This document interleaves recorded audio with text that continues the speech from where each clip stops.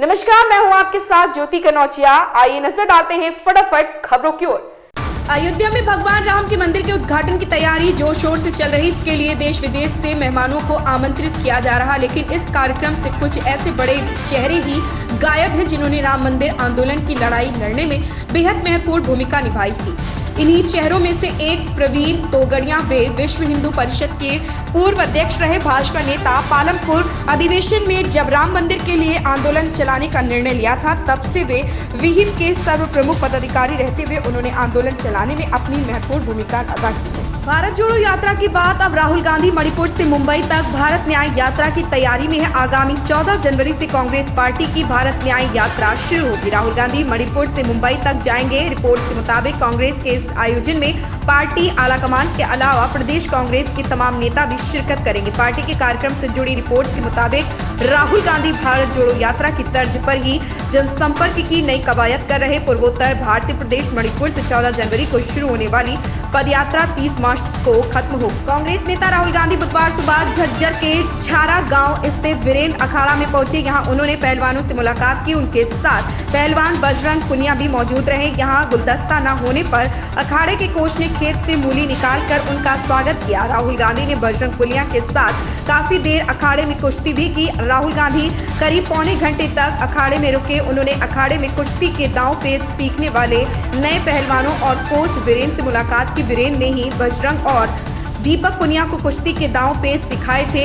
Wrestler Bajrang Punia और दीपक पुनिया ने इसी अखाड़े में कुश्ती की शुरुआत की थी। आईपीएल 2022 में हार्दिक पांड्या की कप्तानी में गुजरात टाइटंस जीटी ने अपने पहले ही संस्करण में खिताब जीता था।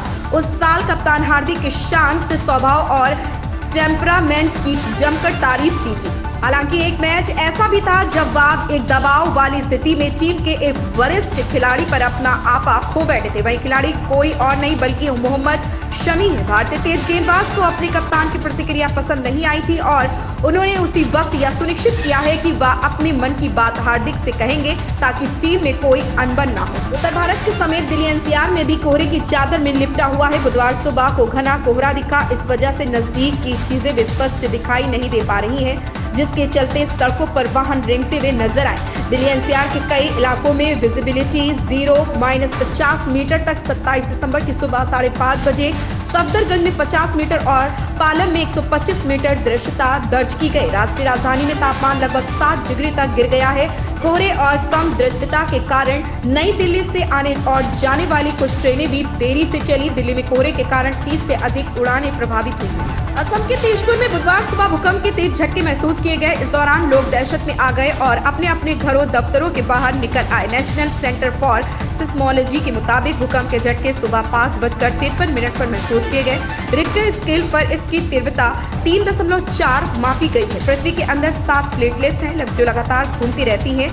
जहां ये प्लेटलेट्स ज्यादा टकराती हैं वह जोन फॉल्ट लाइन कहलाता है। बार बार टकराने से प्लेट्स के कोने मुड़ते हैं। जब ज्यादा दबाव बनता है तो प्लेट्स टूटने लगती हैं। नीचे की ऊर्जा बाहर आने का रास्ता खोजती है और डिस्टर्बेंस के बाद भूकंप आता है। रेल मंत्री के साथ हुई इस वीडियो कॉन्फ्रेंसिंग के बारे में उत्तर पश्चिम रेलवे के महाप्रबंधक अमिताभ ने एक प्रेजेंटेशन के माध्यम से बताया कि दुर्घटना या आपातकालीन स्थिति में राहत प्रदान करने के लिए त्वरित गति के साथ किस प्रकार प्रबंधन होना चाहिए। इसके साथ ही डिजास्टर मैनेजमेंट के दौरान हर व्यक्ति और पहलुओं की अहमियत को बताया। राम जन्मभूमि परिसर में निर्माणाधीन राम मंदिर इंजीनियरिंग की अद्भुत संरचना है। राम मंदिर की 14 मीटर गहरी नींव पत्थरों की चट्टान से निर्मित है। मौसम की मार यानी धूप, बरसात आदि से मंदिर की चमक सदियों तक धूमिल नहीं होगी। श्री राम जन्मभूमि तीर्थ क्षेत्र ट्रस्ट के महासचिव चंपत राय का यह दावा है।